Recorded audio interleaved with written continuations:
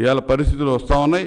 ఇలా ఇంకా చెబుతా ఉంది డాక్టర్లు రాష్ట్రంలో హెల్త్ ఎమర్జెన్సీ ప్రకటించే సమయం అవసరం ఉంటే ప్రజలకు అండగా ఉంటారంట. అంటే హెల్త్ ఎమర్జెన్సీ ప్రకటించే రోజుల దాకా ఎప్పుడు వస్తాయని ఎదురు చూస్తూ ఉన్నారు మీరు.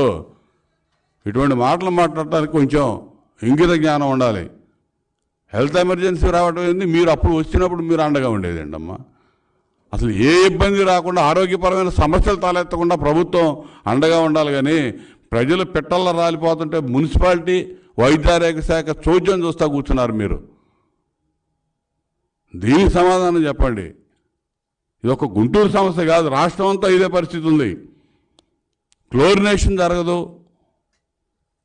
వాటర్ పైప్ లైన్స్ సరిగ్గా ఉండదు, drainage water drinking water pipe లైన్లో కలిసిపోతుంటే దాని గురించి పట్టించుకునేవాళ్ళు లేడు.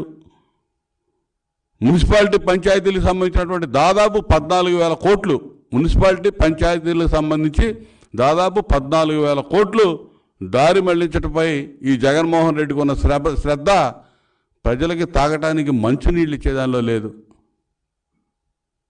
కేంద్ర ప్రభుత్వం విడుదల చేసినటువంటి నిధులు, డ్రింకింగ్ వాటర్ స్కీమ్స్కి కేంద్ర ప్రభుత్వం ఇచ్చినటువంటి నిధులు ఇవాళ వీళ్ళంతా కూడా దుర్వినియోగం చేశారు. కేవలం 350 రూపాయలకు వచ్చేటటువంటి ట్యాప్ కుళాయి సెట్టు వీళ్ళు 1,300 రూపాయలు డ్రా చేశారు. అంటే 1,000 కోట్ల రూపాయలు ఈ విధంగా దోపిడీ చేయడానికి మాత్రం వీళ్ళకి కుదురుతూ ఉంది. కానీ ఇక్కడ బ్లీచింగు, శానిటైజ్ చేయటం, వారానికి ఒకసారైనా ఇవన్నీ క్లీన్ చేయటం, ట్యాంకులు వాటర్ ట్యాంకులు క్లీన్ చేయటం, వీటి మీద శ్రద్ధ చూపించరు. మేము ప్రభుత్వం చంద్రబాబు నాయుడు గారి హయాంలో ప్రభుత్వం ఉన్నప్పుడు గుంటూరుకి అండర్ గ్రౌండ్ డ్రైనేజ్కి దాదాపు 500 కోట్లు తీసుకొచ్చారు. 90% పనులు పూర్తయినాయి. ఈరోజు ఎక్కడికి పోయిందో తెలియదు అండర్ గ్రౌండ్ ఆ డ్రైనేజ్ సిస్టమ్. దాని మీద పట్టించుకునేవాళ్ళు లేడు. మా హయాంలో నెలకోసారి వాటర్ ట్యాంకులు క్లీన్ చేస్తూ ఉండేవాళ్ళు, ఆరోగ్య పరీక్షలు చేస్తూ ఉండేవాళ్ళు క్రమం తప్పకుండా. ఇవాళ అవన్నీ ఏమీ లేవు. ఇవాళ బ్లీచింగ్, శానిటైజ్ చేయటం ప్రభుత్వ బాధ్యత, ఎప్పటికప్పుడు పరీక్షించుకోవటం, ఇవన్నీ కూడా కనీస బాధ్యత. తాగడానికి మంచినీళ్ళు ఇవ్వలేనటువంటి ప్రభుత్వం ఇవాళ 2 నెలల ఓట్లు అడగడానికి రాబోతూ ఉంది. సిగ్గుండాలి.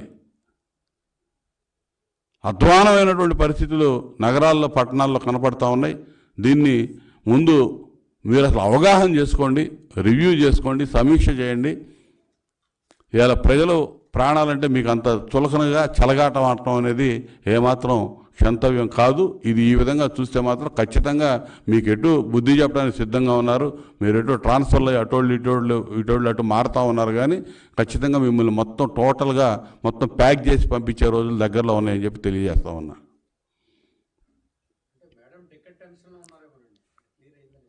ఆమె ట్రాన్స్ఫర్ అయ్యి గుంటూరు